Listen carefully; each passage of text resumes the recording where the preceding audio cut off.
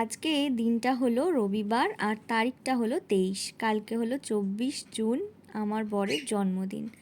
তো আজকে আমরা বিকালবেলা 5টা নাগাদ করে বেরিয়ে গেছিলাম। প্রথমেই চলে গেলাম গাড়ির শোরুমে।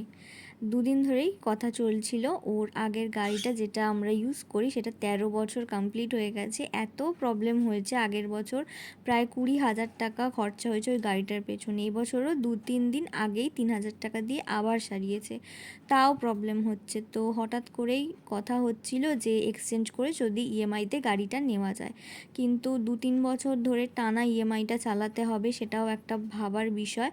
তো সেটা নিয়েই ভাবছিলাম যে নেওয়া হবে না। আজকে সকাল অবধিও বললাম যে না, এখন নেওয়া হবে না, পরে।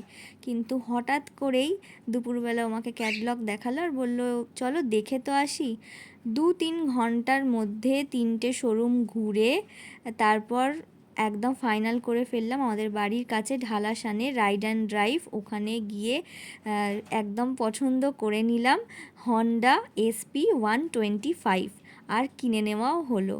তো ওর 25তম জন্মদিন হচ্ছে কালকে 24 জুন। তো ওর জন্মদিনের গিফটটা তোমাদের কীরকম লাগলো অবশ্যই কমেন্ট করে জানিও।